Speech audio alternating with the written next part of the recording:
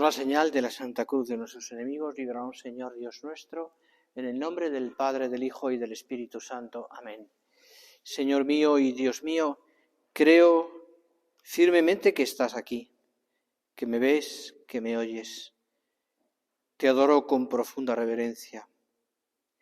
Te pido perdón de mis pecados y gracia para hacer con fruto este rato de oración. Madre mía Inmaculada, San José, mi Padre y Señor, Ángel de mi guarda, interceded por mí. Con vuestra licencia, soberano Señor sacramentado, tenemos la fortuna de poder hacer la oración.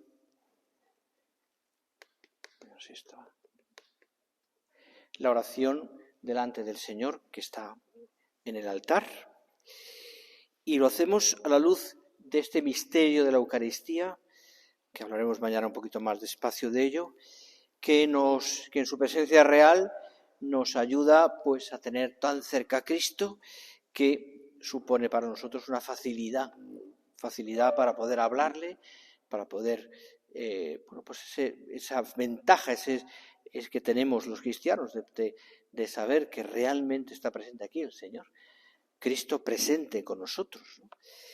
Y hemos llegado a este momento en el curso de retiro también en el que la presencia real del Señor pues está, la hemos tenido siempre en el sagrario y ahora aquí en el altar, pues nos ha llevado a ir camino con Jesús por diversos temas, tanto aquí como en las charlas, que te han ido recordando cada uno de nosotros pues aspectos de nuestra vida para quererle más, conocerle más y quererle más, quererte más, Señor. Claro, cuando uno, no voy a incidir mucho porque quiero hablar mañana de ello, pero cuando uno llega a ese momento en el cual en la vida del Señor, que estamos en Cuaresma preparándonos para ello, llega al final, la última cena, institución de la Eucaristía, el acto de amor de Cristo en aquella cena con los apóstoles, la donación y la generosidad manifestada en el lavatorio de los pies y después pues en la institución ya probablemente de la Eucaristía, llega el momento, se está preparando el Señor, se está preparando para lo que viene después, para su pasión. Para su pasión. Tenemos muy metido en el corazón, muchos de vosotros también, además, vivir de una manera muy clara y muy potente la Semana Santa, ¿no? Por las cofradías y por mil cosas, pero tenemos muy metido en el corazón también ese sentido tan cristiano y tan fuerte de la Semana Santa, de la cruz de Cristo, ¿no? Es decir, no paseamos la cruz de Cristo por las calles de nuestras ciudades sencillamente porque recordemos un dolor, sino porque recordamos una salvación. Porque veneramos a Cristo en la cruz, que se ha entregado y lo manifiesta con esa entrega total, con esa donación total de su vida, antes manifestada también a través de este misterio que estamos contemplando en el altar, la Eucaristía. ¿Qué significa que con su muerte en la cruz y con su resurrección Cristo ha obtenido el perdón de todos los hombres? O podemos preguntarle, Señor, ¿a quién has ofrecido tu vida y por qué? ¿O qué significa que tu muerte, Señor, es vida del mundo? Que entrando en la muerte has ganado para todos la vida. Pensémoslo un poco. Aprovechemos este rato de oración junto al Señor, hablándole tú a tú, para pensar estas cosas. Es verdad que nos pasa que no es fácil aceptar este misterio de la cruz. En sí mismo, para unos es, dice San Pablo, para unos es escándalo y para otros es necedad. Bien. Pero no solamente en sí mismo, sino en nuestra propia vida, ¿no? Porque todo hay que personalizarlo. La perspectiva de un Mesías que después de ser humillado termina sus días sobre una cruz, de hecho, por ejemplo, escandaliza a Pedro. No lo comprende. Era tan doloroso ese sufrimiento que el mismo Cristo pide a su Padre que pase ese cáliz. o que en el corazón de María queda la espada clavada, por así decirlo, del conocimiento ya, cuando Simeón se lo dice, del sufrimiento de su hijo. Está absolutamente entrelazado en la vida del Señor, en la vida de la familia, en la vida de los apóstoles, la cruz.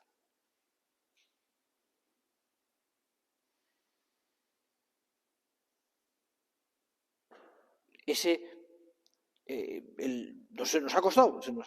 Es decir, ver a Cristo en la cruz y coger el crucifijo y darle un beso. Nos ha costado.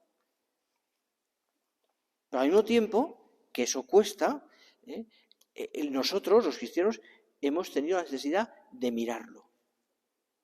Y hemos puesto en los cruceros, hemos puesto la cruz en el corazón nuestro. Hemos aprendido desde niños a hacer la señal de la cruz en el nombre del Padre, del Hijo y del Espíritu Santo. En todo su sentido. Hemos puesto la cruz en nuestras casas. Hemos puesto la cruz en los altares. Hemos puesto la cruz en nuestras iglesias. Preside. Y lo vemos, insisto, como el trono salvador. A pesar de que nos cueste.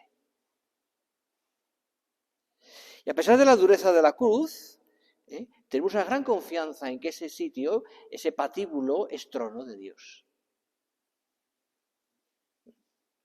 Es, podríamos decirlo de esa manera, como algo que a nosotros, humanamente hablando, insisto, humanamente hablando, nos cuesta entender, pero es una lógica diferente de la nuestra, es la lógica de Dios. Es decir, es algo que, insisto, humanamente hablando, es a veces incluso podríamos decir como indefendible. ¿Cómo puedes besar una cruz? ¿Cómo puedes manifestar la cruz y llevarla por delante? Pero es que ha sido la cruz salvadora. Y hemos dicho desde niños, ¿cuál es la señal del cristiano? La Santa Cruz. La Santa Cruz. Por tanto, pensadlo, la contemplación del misterio de la cruz es siempre fuente inagotable de vida. Siempre que cada uno de nosotros recorramos ese camino. Siempre que recorramos ese camino. Así ha pasado en la vida de la Iglesia siempre, desde el principio, y en la vida de los grandes santos. Nos han enseñado también a seguir el camino de la cruz.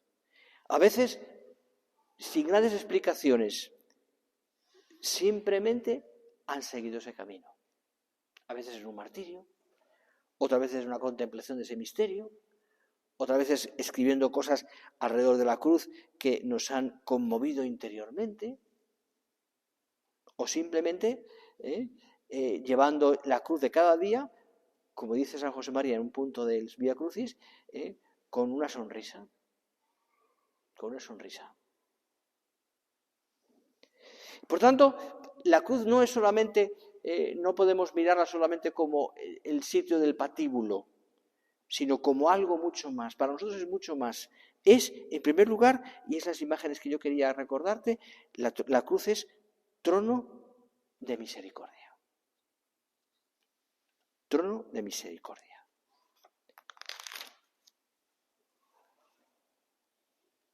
Hay una imagen representada muchas veces en la iconografía que es la siguiente. Dios Padre sostiene con sus manos a su Hijo en la cruz, mientras que el Espíritu Santo, representado en forma de paloma, aparece entre los rostros del Padre y del Hijo.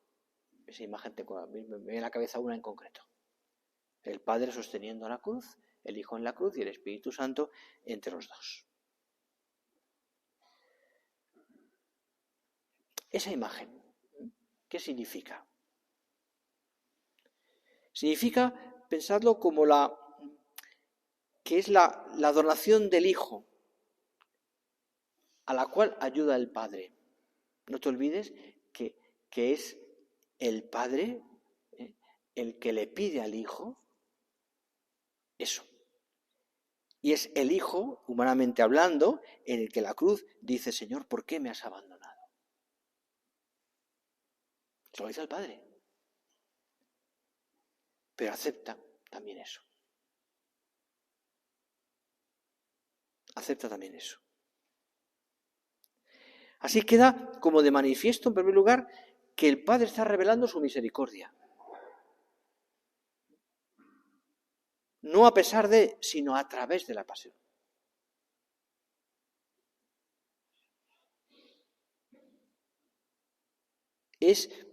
Podemos decir que es como la gran predicación de Cristo. Es decir, el amor de Dios por nosotros se manifiesta así, con esa donación. Con esa donación. Y es como el Señor nos está diciendo, yo estoy dispuesto a cargar con el peso de la cruz antes que forzar a nadie para amarle.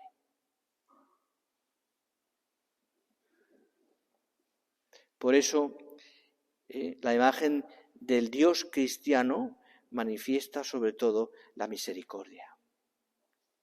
El Dios que se entrega libremente por nosotros. El Dios que es justo, pero que es misericordioso. Y que quiere pasar por ese patíbulo por amor a nosotros.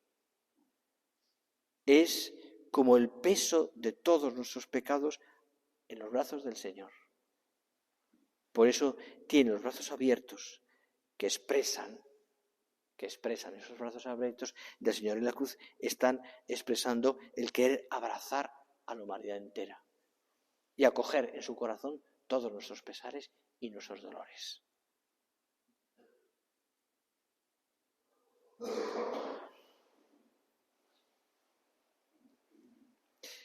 Decía San José María que le gustaba muchas veces repetir, le gustaba, aunque decía es un verso malo, no sé de quién es el verso, pero él lo repetía a veces porque a él le ayudaba personalmente, aunque no tiene mucha calidad, decía. Y era el siguiente, y lo unía esto a la cruz, ¿no? Mi vida es toda de amor, y si en amor estoy ducho, es por fuerza del dolor, porque no hay amante mayor que el que ha llorado mucho. Claro, ¿dónde se manifiesta realmente cómo quieres al Señor? En la cruz. En tu cruz, en tus pequeñas cruces, las que sean. Y ahí tú tienes que pensarlo. Pero es que ahí donde tienes que manifestar también cómo le quieres, porque es ahí donde Él ha manifestado cuando te quiere a ti. Dios mío, ¿por qué me has abandonado? Dice el Hijo. Claro, estas palabras tienen una fuerza muy grande porque son palabras de Dios, del Dios hombre en la cruz, que tienen además un sentido también muy profético, es decir, son palabras que Cristo ha meditado muchas veces porque aparecen también en los Salmos.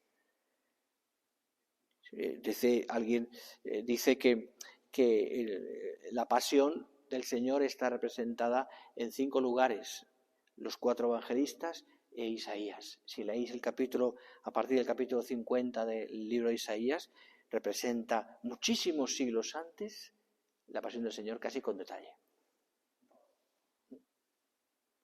Bueno, ya aparecen ahí, en esos salmos y en Isaías aparece también la pasión del Hijo, ¿no? Y de una manera muy profética. Dios mío, ¿por qué me has abandonado? Cristo en la cruz, en esas palabras suyas, como y las demás, está haciendo oración. ¿Y con qué reza? Con lo que ha aprendido a rezar desde siempre, con los salmos. Ya salió otro día. Aquello es un acto de pasión, de compasión de Dios por nosotros. Por supuesto. El grito de Cristo en la cruz. Fíjate, es la compasión de Dios con los hombres que han defendido la verdad y que han muerto por Dios también. Es el porqué, en el porqué de Jesús, nuestras preguntas más crispadas por el dolor y por la soledad no son olvidadas. Están ahí. Y yo creo que cada uno lo ha experimentado en su vida. Hay momentos en los cuales quizás has notado, o por situaciones diversas, más en tu propia vida el dolor, quizás por la muerte de un familiar, o quizás por una situación concreta en tu vida que chirría. ¿Te has puesto a mirar, yo te animo a ello, a Jesús en la cruz y has pensado el porqué de esas preguntas, de esas gritos del Señor? Podemos incluso llegar a una situación donde nuestro grito sea ese: Señor, ¿por qué me has dejado?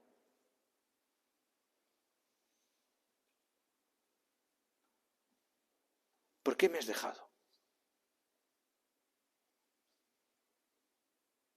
Y no es malo que eso lo digamos, porque lo dijo también Cristo. O Señor, ¿por qué esta situación que me estás pidiendo ahora pasar? Sin exagerar, porque a veces podemos exagerar las cruces, pero puede pasar.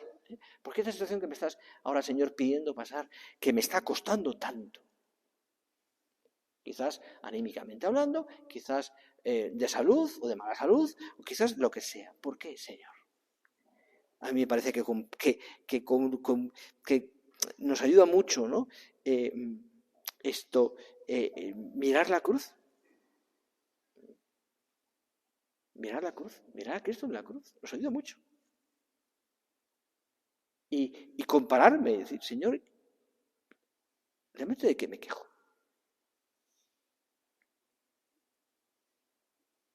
¿De qué me quejo?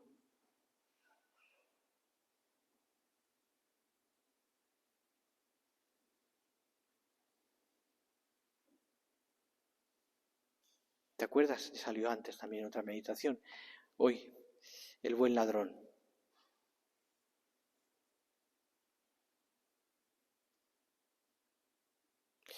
Es un momento muy dramático, pero es muy bonito, tiene una fuerza impresionante. Como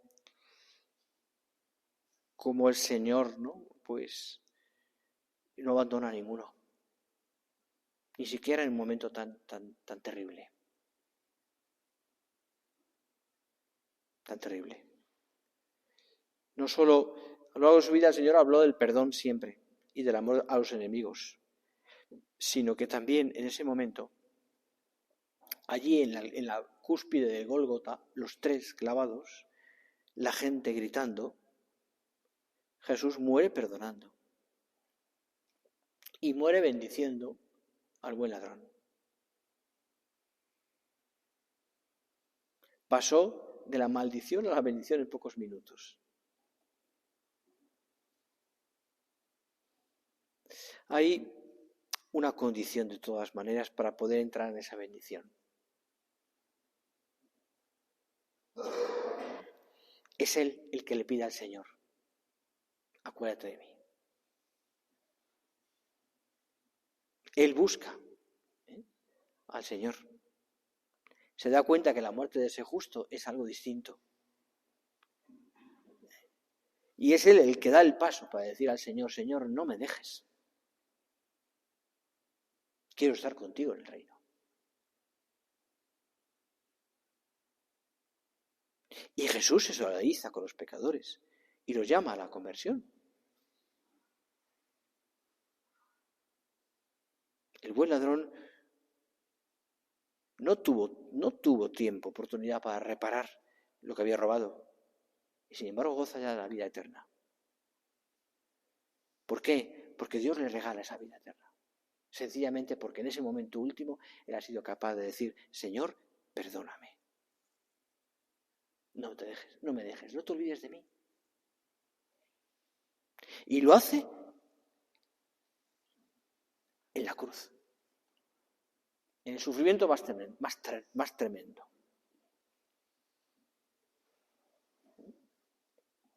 Mira, desde la cruz el Señor te mira. Tú no dejas de mirarle. Padre, perdónales porque no saben lo que hacen. A ti y a mí el Señor nos pone, como al buen ladrón, también en condiciones de reconocer nuestra propia culpa. de aceptar nuestra responsabilidad y de abrirnos a la necesidad del perdón. Y si miramos al Señor despacio, descubriremos su mirada misericordiosa, que acoge nuestros pecados y nos quita la desesperanza. Es más, asume los pecados nuestros y lo de todos los hombres de todos los tiempos. Casi, dice San Pablo, Cristo se hace pecado, asumiendo todas nuestras faltas. Sí,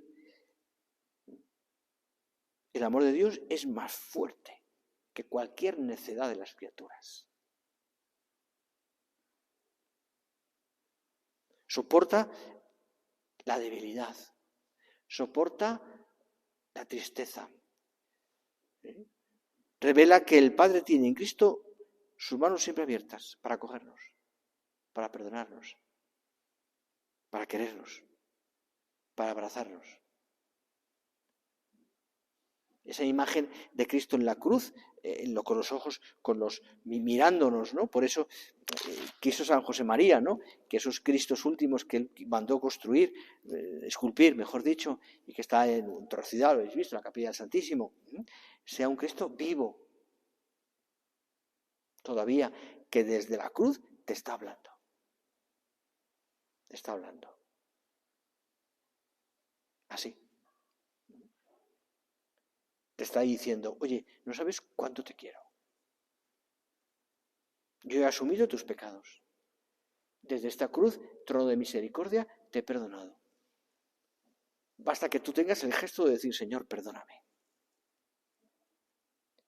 Pero he querido pasar por este drama de la cruz, sencillamente para que tú veas cuánto te quiero. ¿Cuánto te quiero? Contaban, no sé si esa historia se la has oído alguna vez, en el principio de la labor de la obra en México, le pidieron a un buen carpintero, un hombre de poca cultura, pero de mucha fe, que construyera, que hiciera una cruz de madera grande para el primer oratorio. Yo creo que fue el oratorio en Montefalco, la iglesia aquella, o no sé dónde fue, pero tenían un Cristo, pero no tenían cruz. Y aquel hombre vio las medidas del Cristo y en su carpintería pues construyó según las medidas esa cruz. Cruz que trasladó hasta el sitio donde van a ponerlo, llevándolo a él por las calles como Cristo.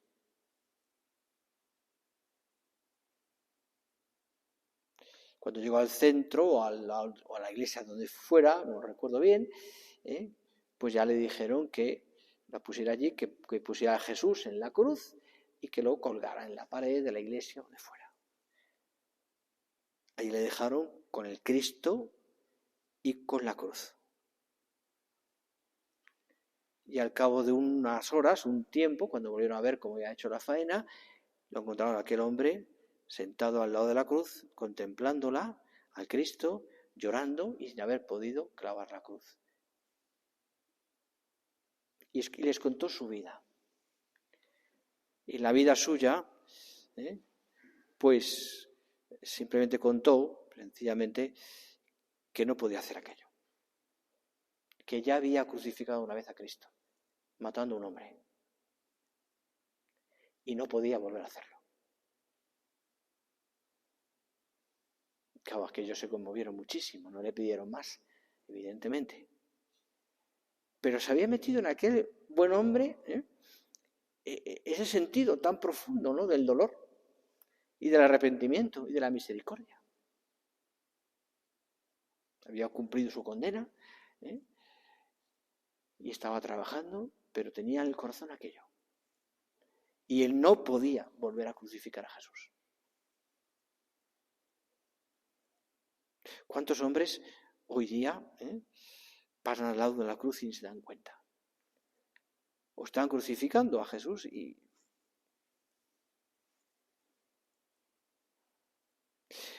fijaros, esto nos lleva a nosotros también muchas veces pues a desagraviar, a pedir perdón por tanta gente que no quiere a Dios,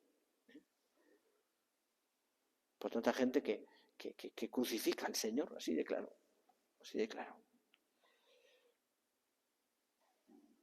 Una guerra, un aborto,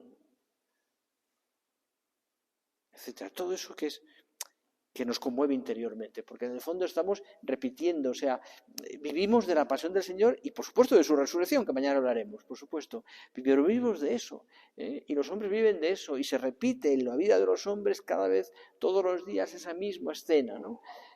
Y se repite también, ojalá se repita en nuestra vida también esa misma deseo, Señor, perdóname, no quiero volver a crucificarte. No quiero volver a crucificarte. Es impresionante, y acabo ya con esto, es impresionante la imagen que aparece en el Apocalipsis también de Cristo como el Cordero degollado. La imagen del Cordero degollado, que tiene una simbología impresionante también, muy relacionada con la Eucaristía. Pero en fin, también el siervo sufriente, el Cordero que quita los pecados del mundo, que repetimos en la misa todos los días. Cordero de Dios, que quitas el pecado del mundo. Danos la paz. Bien, no me da tiempo ya a meterme más en la simbología porque es muy rica, pero está ahí. Está ahí. La víctima pascual. El Cordero degollado que no se queja. Vamos a terminar pidiéndole al Señor que nos dé que de todo esto saquemos esperanza, por supuesto. Que de la cruz no saquemos simplemente tristeza, porque no se queda en la tristeza, la cruz no acaba ahí, viene la resurrección después. Pero sí, Cristo ha pasado por ese dolor, porque a través del dolor ha vencido al pecado y a la muerte. A través de la cruz, también tú y yo, Señor, te lo pedimos, tú que estás aquí con nosotros, a través de ese dolor, de tus pequeños dolores, tus pequeños sufrimientos, tus pequeñas cruces, también, Señor, nosotros nos liberaremos del pecado y de la muerte. Junto a la cruz, la Virgen acompaña a Jesús. No lo puede dejar. Nos enseña la fortaleza de una madre, el amor hacia nosotros, la entrega por amor a su Hijo y amor a toda la humanidad. Pedirle a la Virgen que sepamos nosotros también, a ella pídele que tú y yo sepamos estar junto a la cruz del Señor siempre serenos, tranquilos, rezando, asumiendo. La cruz nos hace mejores. A ti, Señor, que estás aquí en el altar, te lo pedimos, que asumamos ese sentido de nuestra vida de la cruz, porque es el camino para alcanzar la resurrección y la alegría de ese Cristo que triunfa.